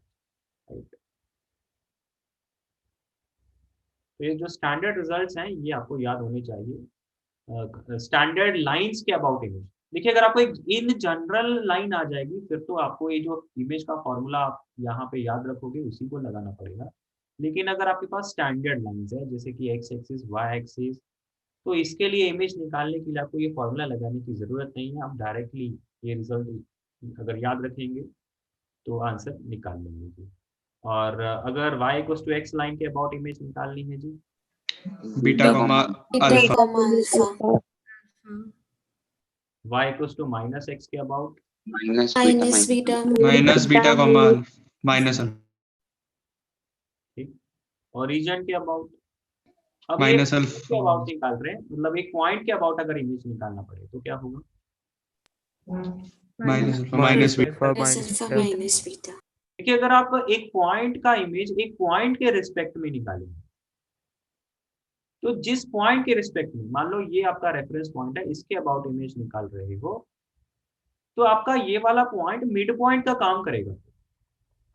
Given point और उसकी इमेज में मिड पॉइंट का काम करेगा, सीधी सीधी बात ये है। अब ये तो मैं ओरिजिन की बात कर रहा हूँ, उसके लिए तो चलो रिजल्ट अब यूज कर रहे हो, लेकिन अगर ओरिजिन की बजाय कि कोई और पॉइंट भी दे दिया जाए, आपको ये बोला जाए कि इस पॉइंट का इस दूसरे पॉइंट के अबाउट इमेज निकालना है, तो उसका ऑटोमेटिक मीनिंग ये होगा कि भाई जिसके अबाउट आपने इमेज निकालनी है वो पॉइंट अब मिड पॉइंट का काम करे। ओके, तो इमेज निकालना एक पॉइंट का एक दूसरे पॉइंट के रेस्पेक्ट में कोई टफ नहीं, सीधा सीधा वो मिड पॉइंट का फॉर्मूला लगा कि आप इक्वेशन कर लेंगे। ओके,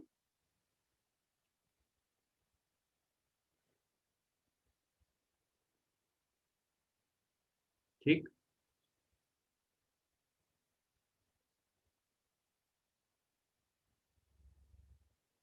तो ये कुछ स्टैंडर्ड लाइंस हैं। इसमें अगर आप देखो, ये एक्स एक्सिस वाई एक्सिस के बारे में भी बात कर लिया। अगर कोई लाइन एक्स एक्सिस के पैरेलल है, उसके अबाउट अगर इमेज निकालना है, Alpha. के minus alpha. 2k minus beta. Yes. Yes sir. Results हैं, अगर ये ना भी याद हो ना तो भी आप कर सकते हो। तो के minus alpha beta 2k minus alpha, comma beta. ये वाले उतने इंपॉर्टेंट नहीं है, लेकिन ये पहले 5 जो है वो ज्यादा इंपॉर्टेंट है। ओके, ये पता है ना ये रिजल्ट्स कैसे आए, तो यस सर। कोई इलैबोरेट करने की जरूरत तो नहीं है। No sir. ये कुछ स्टैंडर्ड रिजल्ट्स हैं इमेज के लिए। अब इमेज के कंसेप्ट में देखिए, ये जो हमने इमेज का फॉर्मूला पढ़ा है वो एक पॉइंट का एक लाइन के अबाउट इमेज कैसे निकालना है उसका फॉर्मूला पढ़ा है, लेकिन कई बारी आपको क्वेश्चंस में इमेज जो निकालनी है वो सिर्फ एक लाइन एक पॉइंट की नहीं होती है। इमेज आपको एक सर्कल की पूछी हो सकती है, एक ट्रायंगल की पूछी हो सकती है, एक एलिप्स की पूछी हो सकती है, तो वो सब आपको कैलकुलेट करना पड़ सकता है। ठीक है, तो अगर एक सर्कल की इमेज ऑफ सर्कल, अगर एक सर्कल की इमेज निकालने को बोला गया है तो कैसे निकालेंगे आप? सेंटर की इमेज सेंटर निकाल की देंगे, इमेज ये निकाल radius तो के वही रहेगा। रेडियस तो सेम ही है। निकाल के रेडियस जितना ही सर्कल क्या है उतना ही रेडियस इमेज वाले सर्कल का भी होगा। ठीक है ना, यस सर। सर्कल की इमेज निकालना उतना टफ नहीं है, सिर्फ सेंटर की इमेज निकाल लीजिए। सेंटर की इमेज निकालना मतलब एक पॉइंट का एक लाइन के अबाउट इमेज निकालना, वो फॉर्मूला यूज करके आप कर लोगे जी। रेडियस तो सेम है तो एक सर्कल मिल जाएगा। ठीक है, तो सर्कल की इमेज निकालना आसान है, तो ये सर्कल बड़ा। अब अगर ट्रायंगल की इमेज निकालनी है जी, एक ट्रायंगल दिया गया है, इसकी इमेज तीनों कोऑर्डिनेट तीनों पॉइंट्स की निकालेंगे। तीनों पॉइंट्स की आप इमेज निकाल लो। तो तीनों पॉइंट्स की जब आपको इमेज मिल गई तो इमेज वाला ट्रायंगल मिल गया।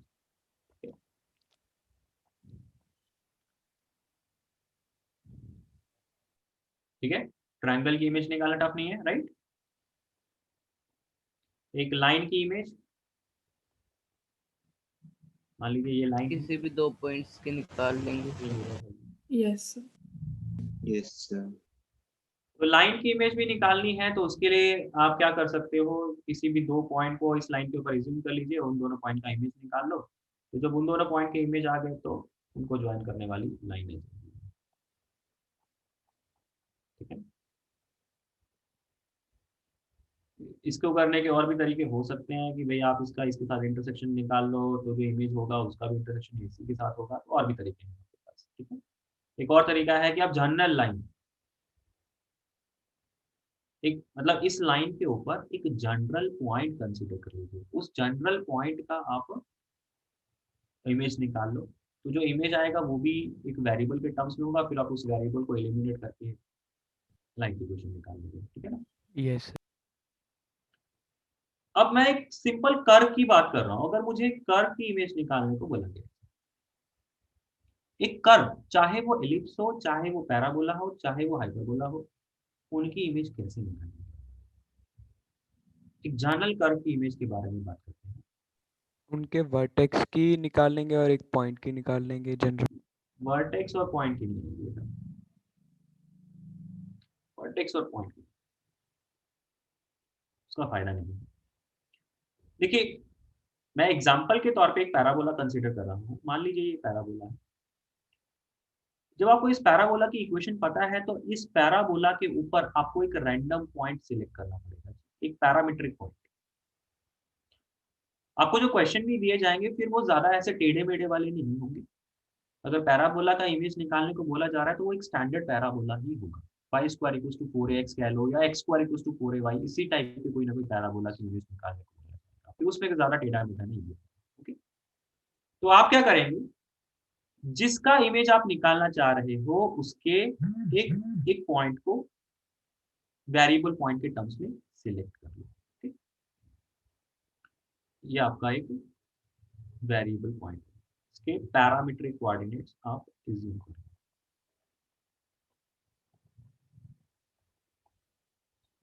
तो इसके पैरामीट्रिक कोऑर्डिनेट्स अगर आप अज्यूम कर लेंगे तो ये पैरामीट्रिक कोऑर्डिनेट्स, अगर पैराबोला देखा जाए तो टी में होता है, अगर यही इलिप्स होगा तो थीटा के टर्म्स में आ जाएगा, हाइपरबोला होगा तो वो भी थीटा के टर्म में आ जाएगा, राइट। तो आप इसके कोऑर्डिनेट्स टी के टर्म में अज्यूम कर लेंगे और इसका इस लाइन के अबाउट इमेज निकाल लेंगे, तो जो इमेज वाला पॉइंट आएगा वो भी क्या आएगा, क्या वो टी वेरिएबल आएगा? Yes sir. उसका x कोऑर्डिनेट भी t के टर्म्स में, उसका y कोऑर्डिनेट भी t के टर्म्स में। इतनी बात क्लियर है? तो जब दोनों कोऑर्डिनेट्स t के टर्म्स में आ गए हैं तो t को एलिमिनेट करके x और y का आपस का रिलेशन निकाल लिया जाएगा। Yes sir. Yes sir. ठीक है, t को एलिमिनेट करके x और y में रिलेशन आप निकाल लेंगे, तो जो रिलेशन आपको मिलेगा वो इमेज ही होगी, बेसिकली रिक्वायर्ड इमेज ही होगी। ठीक है, तो जब मैं यहाँ पे इमेज की बात कर रहा हूं तो जितने भी पॉसिबल कर्व थे आपके सिलेबस में उन सारे की इमेज का निकालने का जनरल तरीका यही है। सर आपने एंड में बोला था जब टी वाला पॉइंट आ गया था, इमेज वाला, जो इमेज वाला पॉइंट आया बेटा वो टी के टर्म्स में आया। टी के टर्म्स में आने का मतलब क्या, उसका एक्स कोऑर्डिनेट भी टी के टर्म्स में, उसका वाई कोऑर्डिनेट भी टी के टर्म्स में। तो एक्स को वाई के टी के टर्म्स में, वाई को टी के टर्म्स में, तो टी वहां से एलिमिनेट कर लो, वाई का आपस का रिलेशन निकाल लो। यस। तो वो जो एक्स और वाई का रिलेशन मिलेगा वही आपका इमेज का इक्वेशन होगा। ओके, तो ये एक जनरलाइज तरीका है किसी भी कर्व का लाइन के अबाउट इमेज निकालने, चाहे एलिप्स, चाहे पैराबोला, चाहे हाइपरबोला, सर्कल वगैरह के लिए भी कर तो आप ये सकते हो, लेकिन सर्कल के लिए हमारे पास ज्यादा सिंपल तरीका वो होता है, सेंटर वाला तरीका ज्यादा बेटर है। सर्कल के लिए आप भी ये लगा सकते हो, लाइन के लिए भी ये लगा सकते हो, सबके लिए ये वाला जो मेथड जो मैंने 4th पॉइंट में कर्व के लिए बात करा है वो सबके लिए वैलिड है, तो किसी एक चीज के लिए वैलिड नहीं, ये सबके लिए वैलिड है। लेकिन लाइन, सर्कल, ट्रायंगल, इनके लिए हमारे पास दूसरे मेथड भी अवेलेबल हैं जो थोड़े ज़्यादा सिंपल पड़ जाते हैं, कैलकुलेशन करनी आसान हो जाती है, but this is general. Okay,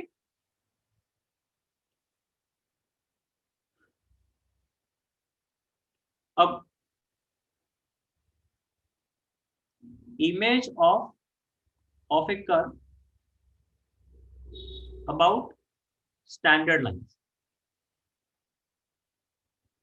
देखिए, जो हमने स्पेशल केसेस पढ़े थे बस उन्हीं को पढ़ रहे हैं। वहां पे हम लोग ये देख रहे थे कि एक point P alpha comma beta दिया है तो उसका एक्स एक्सिस के अबाउट इमेज क्या होगा, अल्फा कॉमा माइनस बीटा होगा।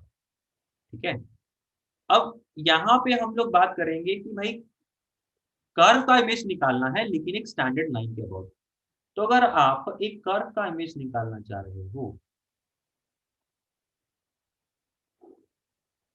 मान लीजिए आपको ax² + 2hxy + by² + 2gx + 2fy + c = 0 ये कर्व दिया गया है, आप इसका इमेज निकालना चाह रहे हो अबाउट एक्स एक्सिस। तो आपने क्या करना है, x को तो x ही रहने देना है, y को -y। तो अगर आपका जो मिरर है, जो लाइन जिसके अबाउट आप इमेज निकालना चाह रहे हो, वो स्टैंडर्ड वाली है, फिर आपको ये भी लगाने की जरूरत नहीं, फिर ये वाला मेथड भी लंबा हो जाएगा। तो उसके लिए आप सीधा सीधा याद रखिए कि अगर आप एक कर्व का इमेज निकालना चाह रहे हो और जो जिस लाइन के अबाउट आप इमेज निकालना चाह रहे हो वो लाइन एक स्टैंडर्ड वाली है, तो आप सीधा सीधा ये रिजल्ट याद रख सकते हो कि अगर एक्स एक्सिस है तो बेटा आपने क्या करना है, उस कर्व में एक्स की जगह एक्स की रहने देना है, वाई की जगह माइनस की रिप्लेस कर देना है। वाई एक्सिस के अबाउट अगर इमेज निकालेंगे तो क्या करना है जी, एक्स को माइनस एक्स से रिप्लेस कर देना है, वाई को वाई रहने देना है। Y equals to x line के अबाउट अगर इमेज निकालना चाह रहे हैं तो एक्स को वाई से रिप्लेस कर देना है उस इक्वेशन में, और वाई को एक्स से रिप्लेस कर देना है। y equals to minus x से अगर के अबाउट इमेज निकालना चाह रहे हो तो x को माइनस वाई से रिप्लेस करना है, y को माइनस एक्स से रिप्लेस करना है, ठीक है। और रीजन के अबाउट अगर इमेज निकालना चाह रहे हो तो x को माइनस एक्स से रिप्लेस करना है जी, y को माइनस एक्स से रिप्लेस करना है। तो अगर एक कर्व की इमेज स्टैंडर्ड लाइंस के अबाउट निकालनी है तो ये रिप्लेसमेंट लगा के आपको इमेज वाले कर्व मिल जाएंगे, तो उसके लिए भी आपको वो जाने इस तरीका लगाने की जरूरत नहीं है, ठीक है। सिमिलरली अगर y इक्वल्स टू k के अबाउट करना है पैरेलल टू, है ना, तो उसके लिए x एक्स ही रहेगा, y को 2k माइनस वाई से रिप्लेस कर देना है। और अगर x इक्वल्स टू k के अबाउट इमेज निकालना है तो y को y ही रहने देना, x को 2k माइनस एक्स से रिप्लेस करना है। मतलब ये चीजें वही हैं जो आपने पहले पढ़ी हैं, बस यहाँ पे कर्व की इक्वेशन में ऐसे रिप्लेसमेंट लगा देने हैं, वहां पे सिर्फ पॉइंट में ही रिप्लेसमेंट लगा के आप आंसर निकाल रहे थे, यहाँ पे जो रिप्लेसमेंट लगा के जो लिखेंगे उसको आप कर्व में वापस से पुट कर देंगे, राइट।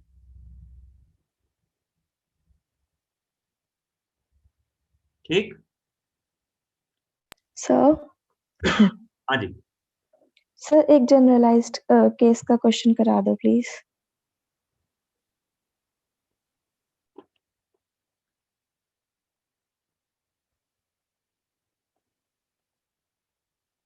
एक काम करते हैं, मैं आपको क्वेश्चन लिख देता हूँ, आप ट्राई करके देख लीजिएगा, डिस्कस हम लोग नेक्स्ट क्लास में कर लेंगे। ओके, अभी टाइम हो गया है।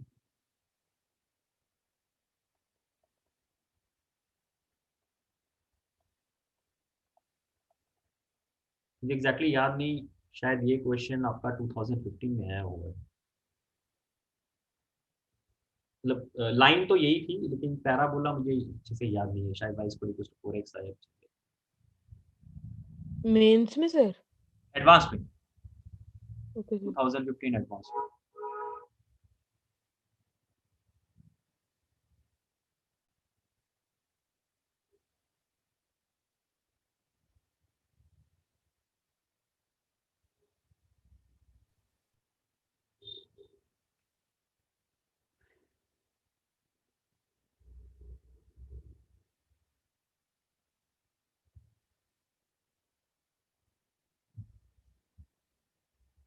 अभी बेटा स्ट्रेट लाइन के कुछ कुछ पोर्शन आपके रह गए हैं, तो वो हम लोग फिर नेक्स्ट क्लास में करेंगे छुट्टियों के बाद, ठीक है। Okay sir. सर और अगली फिर में आप सर्कल भी कर लेंगे इसके बाद, क्या कह रहे हो? हाँ, मैं वही कह रहा था नेक्स्ट क्लास में वही सर्कल भी कर लेंगे। हाँ, कि ये वाला जो पोर्शन है स्ट्रेट लाइन का वो आप लोग तो कर ही चुके हो, तो आपको तो उसमें टाइम है ना, अलग तो आपने और टाइम लगाना नहीं है, तो बात तो सिर्फ डिस्कशन की रह गई है, तो वो नेक्स्ट टाइम हो ही जाएगी। तो आपने साथ में सर्कल वाला चैप्टर भी करना है, ठीक है। तो पहले तो हम लोग इसी को कंप्लीट करेंगे और फिर जो टाइम बचेगा उसको उसमें हम लोग सर्कल की रिवीजन भी स्टार्ट करेंगे। तो जो मंडे वाली क्लास होगी उसमें हम लोग ये रिवीजन रखेंगे, ठीक है। Okay, yes sir. Yes sir. Monday की जो रिवीजन क्लास है उसमें पहले स्ट्रेट लाइन कंप्लीट और फिर सर्कल की रिवीजन स्टार्ट। और ट्यूसडे की क्लास में मैंने आपको पहले से बोला हुआ है ना, डिस्कशन हम लोगों ने रखा हुआ है, कौन सा? Yes sir. प्रोबेबिलिटी की एनसीईआरटी और वो लेवल 2 बच्चे क्वेश्चन 3D और जो लेवल 2 कल 3D का बच गया था वो कंप्लीट है। ठीक है, तो प्रीवियस ईयर की पीडीएफ भेज देना। हाँ प्रीवियस ईयर्स की मैं पीडीएफ आपको भेज देता हूँ।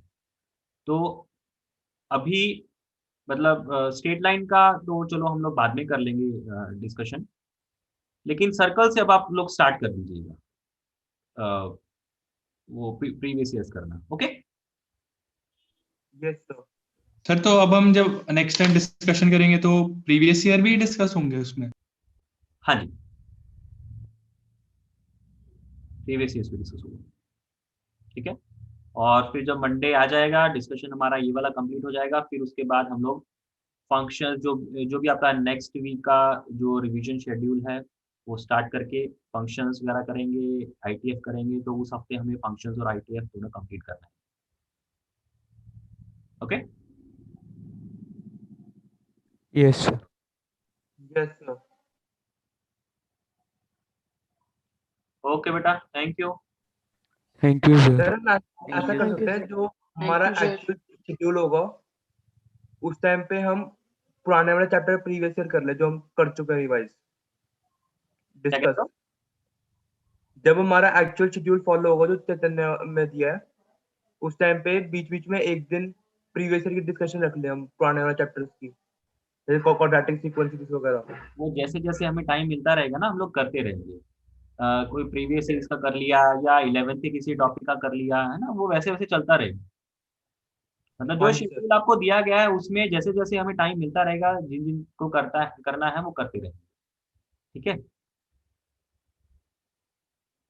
ओके। Okay sir.